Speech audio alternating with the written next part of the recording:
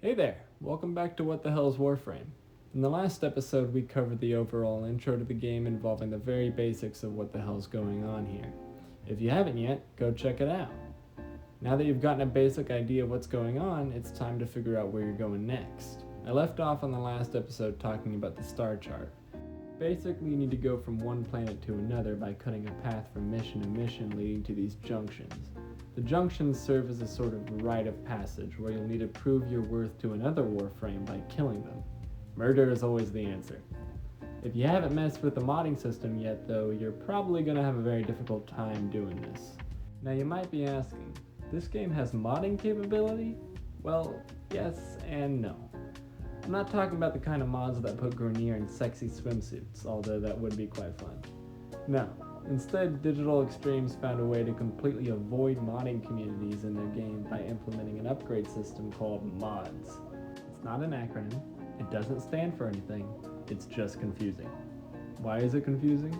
Because each mod has a unique name to it that gives little to no hint as to what the mod actually does. To figure out that information, you have to hover your cursor over the mod itself so you can read its stats. That's right, fucko, you have to read. Bet you didn't expect to use more than 5% of your brain power, did ya? After you're done having traumatic flashbacks to Mr. Happ's English class, you can begin internalizing the visual light hitting your retinas. Most of the mods range from incredibly simple to what the hell am I reading? In other words, you'll jump from this mod gives me extra damage, this mod increases my gun's fire rate, this mod makes me run fast, to what the fuck is a status chance and how do I proc it? All these random names and numbers and symbols can be really overwhelming for newer players, or in the wise words of my friend, it's not bottom friendly. But learning the modding system is crucial to your progress in the game, because playing with it is kind of like getting an understanding of the brain of an average Twitter user. It doesn't always work, but when it does work, shit, this doing no. So let me dumb it down for you, because trust me when I say learning the modding system is in your best interest if you like having fun and you're not a masochist. Let's start with your weapons. Every weapon will carry 3 basic damage types with it, or also known as statuses: puncture, impact, and slash. Each of these adds to the total damage that your weapon deals. The difference between the 3 named status types is actually quite simple though. Puncture is effective against ferrite armor, aka the Grenier. Impact is effective against shields, aka the Corpus. And slash, well, we'll get into what that's good for later.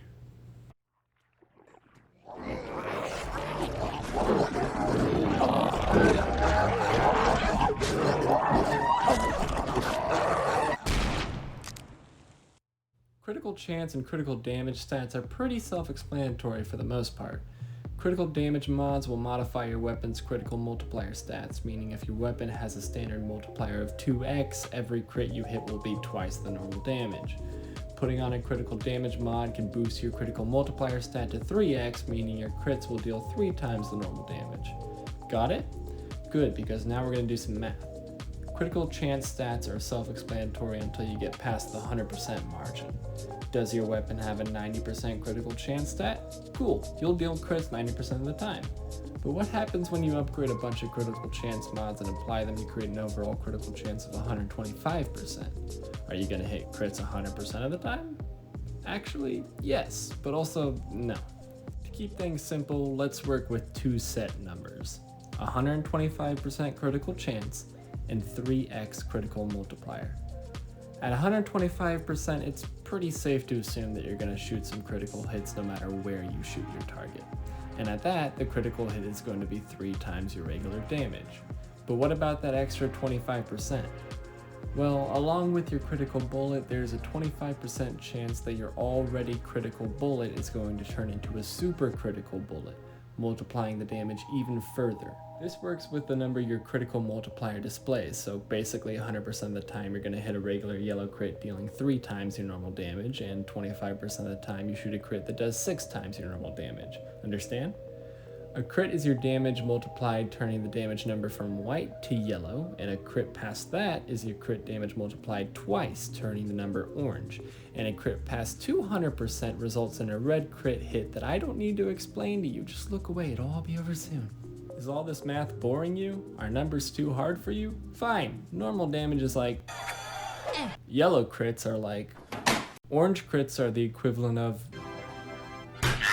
And red crits are...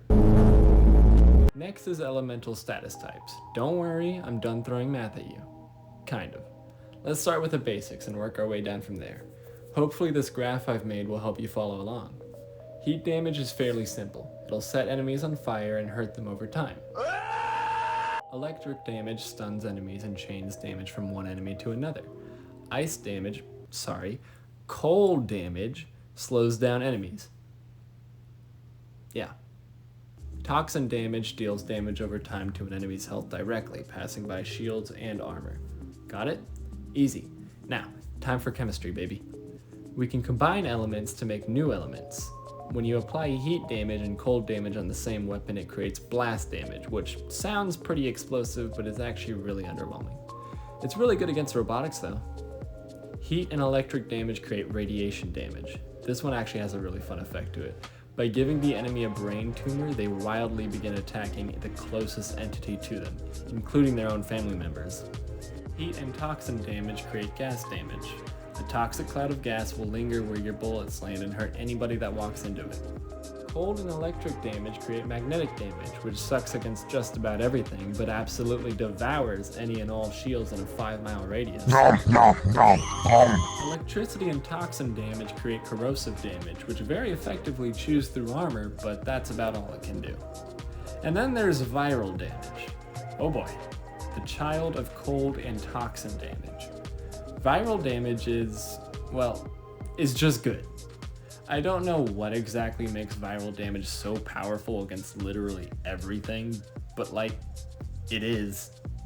I don't know, plenty of other YouTubers have gone into what makes it so good, but personally, I don't care. As long as the funny yellow number is big, that's all that matters to me. Shit, this doing no. So is viral damage the way to go? Well, that's honestly up to you and the scenarios you find yourself in. Some people prefer crit builds, some people prefer elemental builds, and I and a handful of others prefer combining them. But the beauty of Warframe modding system is that you can alter the way you play the game to be special to you. You don't have to be deeply stuck in the meta. Sometimes it's fun to make the weirdest combination of mods and gameplay DE has ever seen. Or, you could just go with the meta too. Your call. The same goes with the actual Warframes themselves. There's about 51 out by the time this video is being made, and plenty more on the way afterwards, I'm sure. Each one has a different playstyle to it that is unique to themselves, and provides some kind of use to the team and or solo play. Modding a Warframe, however, has some key differences to it than modding a weapon. With weapons, you're usually just increasing their overall damage to make them more effective aside from the previously mentioned build routes. But with Warframes, some have some tricks to them for modding them that make them better or worse for certain builds. A Warframe like Volt benefits the most from mods that increase his ability strength and duration. His speed and shield abilities allow him to avoid bullets, making defensive mods practically useless on him. But a heavier Warframe such as Rhino would benefit greatly from mods that increase his overall durability, as you'll usually find yourself always in the line of fire with him. Excalibur would benefit more than Volt with a mod that increases his ability range, and a Warframe like Nova can actually be built in two different playstyles, either making the enemies incredibly fast and explosive on death, or incredibly slow and easier to kill. These are just a few examples of how different Warframes can be from each other, and I feel like DE did a really good job of including as many playstyles as possible. If you ever have any trouble figuring out how to mod a weapon or Warframe though, you should know where to go for help. In-game chats such as region chat or Q&A chat are always helpful for those sort of things. People love bragging about their builds. And if nothing else, you could just Google a good build. Either way, you should now have a decent enough understanding of how the modding system works. It's also important to note that you should upgrade mods whenever you have the resources and capacity to shit. I forgot to explain how capacity works. Okay, I'll try to make this as fast and simple as possible. Every Warframe, weapon, or literally anything else that you can mod has a counter at the top left of its modding menu that is labeled capacity. If the item is unranked or below rank 6, then the capacity will say 5 out of 5 if you currently have no mods equipped. Note that rank is just leveling up that item by playing with it more. This counter is extremely significant. Let's say you equip a mod on your Warframe that has the number 3 at the top right of it. After equipping this mod, your capacity counter should now say 2 out of 5, meaning the mod took 3 capacity and you now have 2 capacity out of 5 remaining. Following? Good. Now what about that silly symbol to the left of the number of the mod? You can match pairs, right? If you find that an empty slot on your Warframe's mod menu has a weird symbol faded into it, that means you've got a golden opportunity.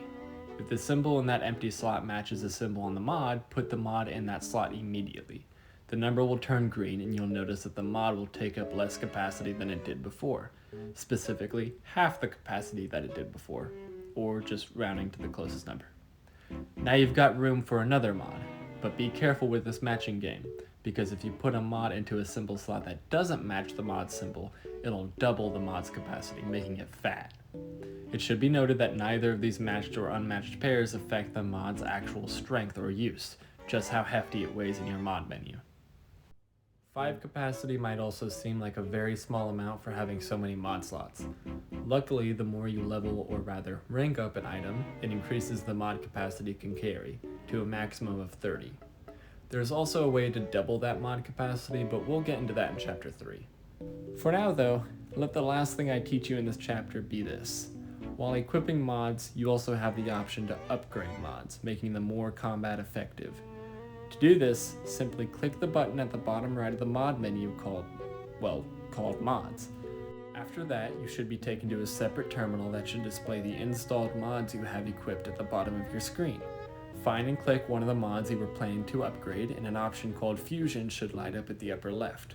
Click Fusion, and then you'll be brought to yet another menu.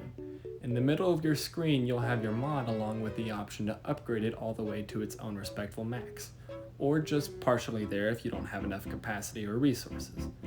Upgrading a mod costs 2 in-game currencies, credits and endo. Both drop from just about everything from killing enemies to opening up loot containers, but endo is a little bit more rare as it's specifically only used to upgrade mods. Great! Now with all that out there, I think it's about everything I needed to cover in this chapter. I know it's a lot to handle, but give it time. You'll get the hang of it. For now, mod up, lock up, and go kick some junction ass. See you in chapter 3.